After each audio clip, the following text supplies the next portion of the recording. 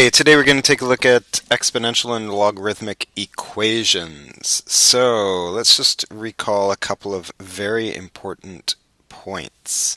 First of all, if you have a to the x equals a to the y, then that is only true if x and y are the same. So if the bases are the same, the exponents have to be the same. And likewise with logs, if you have log base a and log base a and x and y are both the same. However, there are some restrictions to logarithmic equations and logs, so let's remember those. And the restrictions on log base a of x are, and there are three of them. First of all, the x value has to be bigger than 0. So whatever you're taking the log of has to be bigger than 0, and the base has to be bigger than 0, and the base can't be 1. So when we are solving these next things, we have to go back and double check that these are true. The base ones are almost always true, but we definitely need to go and check that we are not taking the log of a negative number, that we're always dealing with, or even 0, that we're dealing with logs of positive numbers. So let's take a look at a few examples of this, and I'll show you some different ways of doing these questions, some different questions. Let's start off with some easy-ish ones. So first of all, we're going to solve by logarithms.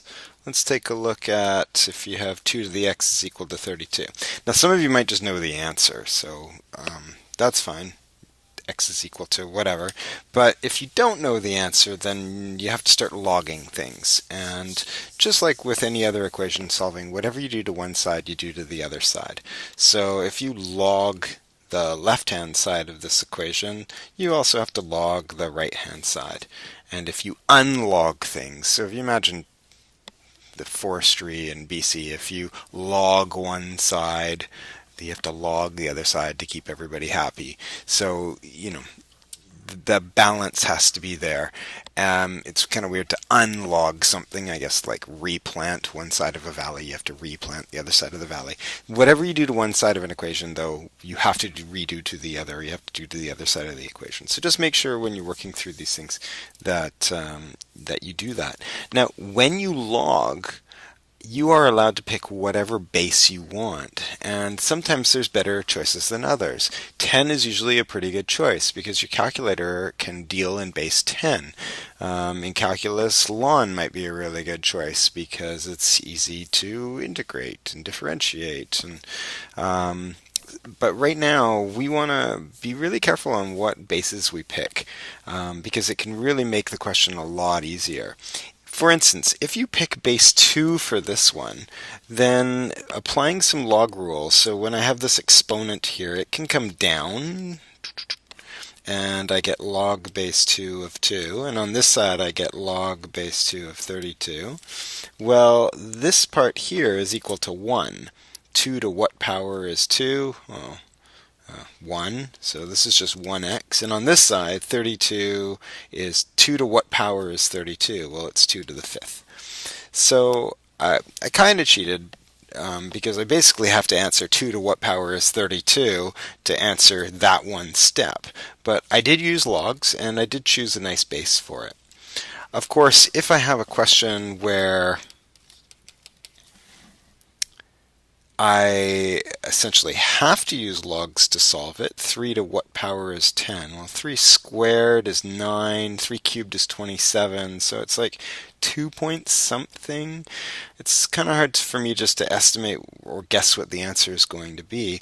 So I do need to use logs, and I'm going to use log base 10, so I don't need to write the 10, so that I can calculate what this is worth. Again, the x comes down. Log base 10 is just 1, so you can choose. You can change that into 1, or you can leave it as log 10. And then I divide both sides by log 3. So log 10 over log 3. And now I'm going to need a calculator to calculate what that's worth. And on my calculator, to one decimal place, I get about 2.1. And you can always check these answers. You can do 3 to the power of 2.1. You can get 10.04 or something. And so that's approximately 10. So your answer here is approximately right. So this is a nice exact value, and this is a nice little approximation. Okay, let's take a look at what happens if we have logs rather than exponent equations that we are dealing with. So for C, if I have log x minus 3 plus log x is equal to 1, notice they're all base 10. So let's unlog things. So this is x minus 3. Unlogging makes plus multiplication. And unlogging this, well, you have to think about what this is. This is log base 10 of 10. So when you take away the log base 10, this becomes worth 10. And that's a bit of a tricky step. That's one that most people miss. So I get x squared minus 3x is equal to 10. X squared minus 3x minus 10 is equal to 0. And now I solve this using factoring, hopefully. I don't really want to have to use the quadratic formula if I can avoid it, and I have some solutions. Now, remember I stated that you have some restrictions. The x values that you are logging cannot be negative. So if I take 5 and I put it in here, 5 take away 3 is 2, so that's okay, and log of 5, that's okay. I'm allowed to do those things. I will assume that that will give me an answer that is correct. However, if I put negative 2 in here, I get negative 5, and I am definitely not allowed to take the log of a negative 5. So I don't want that as one of my solutions, so let's just state my solution is x is only equal to 5. Okay, let's take a look at another one similar to this. Let's try and solve 2 log base 3 of x plus 2 minus log base 3 of x is equal to 2. Okay, so I unlog things in this case, and when I unlog, this 2 comes up as an exponent, and so this is x plus 2 squared. The minus sign becomes division, and this part becomes x on the bottom, and I am unlogging base 3, so I have to think about what is 2 worth as base 3, and that's 9. So when I unlog, I get a 9 here. So what I've really got is x plus 2 all squared over x is equal to 9. And I can see, x can't be 0. There's a little restriction that's come along here. Otherwise, this would be division by 0. And I know x can't be 0 because I can't have 0 up there as well. So I'll check some of those restrictions when I get my solutions at the end, of course. Let's multiply both sides by x. So I get x plus 2 squared is equal to 9x. X plus 2 squared is the same as x plus 2 times x plus 2. And if I use the distributive law, I get x squared. 2x and 2x is 4x. And 4 is equal to 9x. I'll just jump this up here. I get x squared. Take away 9x is minus 5x. Plus 4 equals 0. Make it equal to 0 so that I have a chance to factor it. Two numbers that multiply to 4 that add up to 5. Negative 4 and negative 1. Yeah, that'll work. So x could be 4 or x could be 1. And let's check and see. 4 plus 2, that's 6. That's good. And 4, that works. 1 plus 2 is 3, and 1, yay! So both of those solutions should work out as solutions for this equation.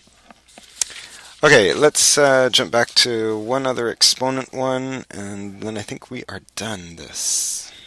If I have 7 to the 2x plus 1 is equal to 11 to the power of x, I get to log. And again, you can log whatever base you want. I would log base 10 because our calculator can do that. So log 11 to the power of x. And then this part here is your exponent, so it can drop down and be multiplied by the number log 7. This x can drop down and be multiplied by the number log 11. If I use the distributive law, I get 2x times log 7 plus 1 times log 7 equals x times log 11. And at this point, we want to get x's to one side so that we can do some factoring and things like that. So if I subtract this term and I move it onto this side, so 2x log 7, that's got some x's in it, so I'll leave it on that side. And I subtract x log 11, and then I need this term over to the other side. So basically I'm switching these. So this becomes negative log 7, and then I factor an x.